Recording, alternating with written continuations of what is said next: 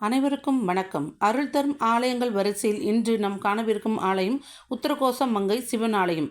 இந்த வீடியோக்குள்ளே போகிறதுக்கு முன்னாடி this video is sponsored by genreviews.online. இந்த genreviews.online மூலமாக உங்களுக்கு தேவையான பொருட்களின் ரிவ்யூஸ் பார்த்துவிட்டு நல்ல தரமான பொருட்களை தேர்வு செய்து வாங்கிக் கொள்ள முடியும். வாங்க இப்போ வீடியோக்குள்ளே போகலாம். உலகிலேயே முதலில் தோன்றிய கோவில் எது தெரியுமா? ராமநாதபுரத்தில் சிவபெருமான் வீற்றிருக்கும் புனித தலங்களில் ஒன்றுதான் இந்த உத்தரகோச மங்கை.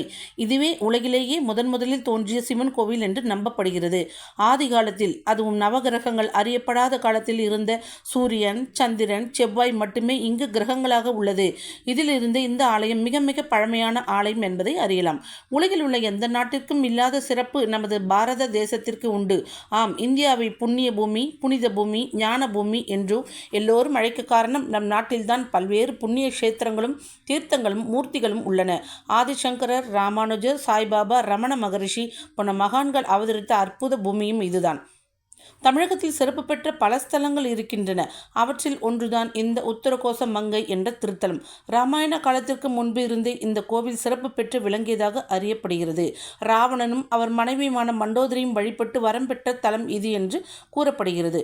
ராவணனுக்கு திருமணம் தாமதமாகி கொண்டே சென்றபொழுது அவர் இந்த ஆலயத்திற்கு வந்து வழிபட்டு திருமண பேறு பெற்றதாக வரலாற்று தகவல்கள் காணப்படுகின்றன. அதே போல ராவணனுக்கும் மண்டோதரிக்கும் திருமணம் முடிந்த பின்னர் புத்திர பாக்கியத்திற்காக காத்திருந்தனர். அப்பொழுது ராவணனின் வழிகாட்டுதலின்படி மண்டோதரி இத்தல இறைவனையும் இறைவியையும் வழிபட்டு புத்திர பேறு அடைந்தார். பிரம்மஹத்தி தோஷத்தை நீக்கக்கூடிய ராமேஸ்வரம் ராமநாத சுவாமி கோயில் தோன்றுவதற்கும் முன்னரே தோன்றிய ஆலயம் இது. இதனை மண் தோன்றிய போதே மங்கை தோன்றியது என்ற சொல்மொழியின் மூலமாக அறியலாம். உத்தரகோசம் மங்கை என்று தற்காலத்தில் அறியப்பட்டாலும் இத்தலத்தின் முழு பெயர் திரு உத்தரகோசம் மங்கை என்பதே ஆகும்.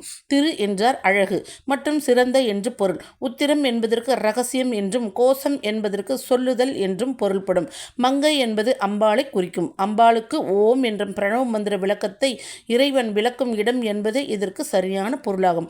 அம்பாளுக்கு மட்டுமன்றி மாணிக்கவாசகர் அடங்கிய 1000 பிரணவ பொருளை இங்கு இறைவன் உபதேசித்து உள்ளார். இந்த ஆலயத்தில் எழுந்தருளி இருக்கும் இறைவன் மங்களநாதர் என்றும் இறைவி மங்களநாயகி என்றும் அழைக்கப்படுகிறார்கள். எல்லா தலங்களிலும் இறைவனும் இறைவியும் சமேதராக இருப்பார்கள். இங்கு இருவருக்கும் தனித்தனி சந்நிதியும் தனித்தனி விமானமும் ராஜகோபுரமும் உள்ளன. மங்களநாதர் என்ற திருப்பெயரானது இறைவன் தனக்குத்தானே சூடிக்கொண்ட பெயராகும்.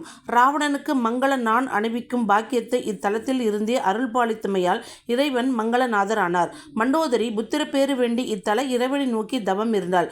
பரிவு கொண்ட சிவபெருமான் அவளுக்கு புத்திரப்பேறு வரம் அளிப்பதற்காக இலங்கைக்கு எழுந்தருள எண்ணினார். அதற்கு முன்பாக தன் அடியார்கள் 1000 எனது திருமேனியை ராவணன் தீண்டும் பொழுது இங்குள்ள குளத்தில் அக்னி தோன்றும் என்று கூறி மறைந்தார். பின்னர் இலங்கையில் எழுந்தருளை இறைவன் மண்டோதரியின் முன்பாக சிறு குழந்தையாக உருவெடுத்து வரமளித்தார். அப்பொழுது அங்கு வந்த ராவணன் குழந்தையின் அழகை பார்த்து அதனை தன் கையால் அள்ளி எடுத்து கொஞ்சி மகிழ்ந்தான். ராவணன் தீண்டியவுடன் உத்தரகோசமங்கை ஆலயத்தில் உள்ள திருக்குளத்தில் அக்னி வளர்ந்தது. பிரணவ பொருளை உபதேசம் பெற்ற 1000 அந்த அக்னியில் இறங்கி கைலாயம் சென்றனர். ஆனால் இறைவன் அவர்கள் அனைவரையும் மீண்டும் அழைத்து அருள் பாலித்தார். இந்த 1000 இந்த ஆலயத்தில் உள்ள இறைவனோடு கலந்து விட்டனர். இதனை இங்குள்ள சகசிரலிங்கத்தில் காணலாம். திருக்கோவில் குளத்தின் கரையில் வேதாகம சுவடிகளுடன் கோவில் கொண்டுள்ள மாணிக்க வாசகர் தனிச்சன்னதியில் வீற்றிருந்து அருள் பாலிக்கிறார்.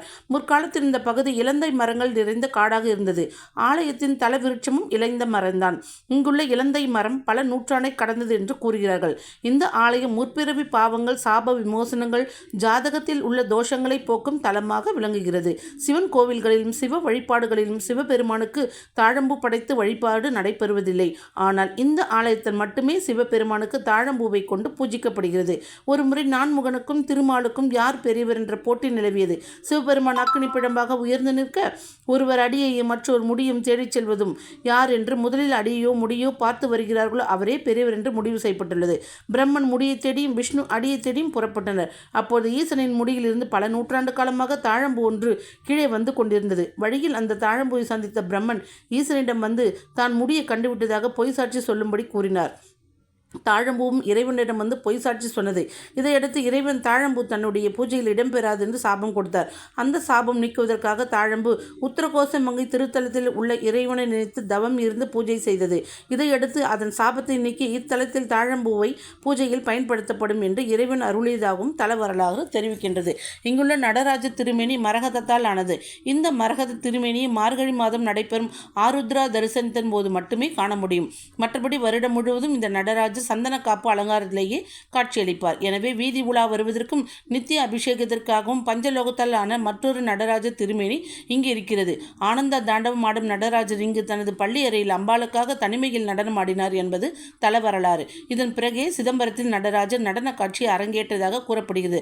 வாழ்வில் ஒரு முறையேனும் இந்த மரகத மேனியனை தரிசனம் செய்து வருவது வாழ்வில் சிறப்பு தருவதாக இருக்கும். முன்னோர் சாபம், திருமண தடை, குழந்தை பேறு இல்லாமை, கல்வியில் தடை, வெளிநாட்டு பயணத்தில் தாமதம் போன்ற இடையூறுகளிலிருந்து விடுபட இத்தல இறைவன் வழிவகை செய்கிறார். தினமும் இரவு 7:30 மணிக்கு நடைபெறும் பள்ளியறை பூஜையில் கலந்து கொண்டால் பிரிந்த தம்பதிகள் ஒன்று சேருவார்கள் என்பது நம்பிக்கையாகும். இங்கு தட்சிணாமூர்த்தி பகவான் யோக நிலையில் வீட்டிலிருந்து அருள் பாலிக்கிறார். தினமும் காலை 6 மணி முதல் 11 மணி வரையிலும், மாலை 4 மணி முதல் இரவு 8 மணி வரையிலும் இந்த கோவில் திறந்திருக்கும். ராமநாதபுரத்திலிருந்து ராமேஸ்வரம் செல்லும் சாலையில் உள்ளது இந்த உத்தரகோசமங்கை ஆலயம். இந்த வீடியோவில் நான் சொன்ன மாதிரி genreviews.online சைட்டை விசிட் பண்ணுங்கள். இந்த genreviews.online உடைய லிங்க்கை வந்து டிஸ்கிரிப்ஷனில் டேக் பண்ணுறேன், பார்த்துக்க தெரிஞ்சுக்கோங்க. நன்றி, வணக்கம்.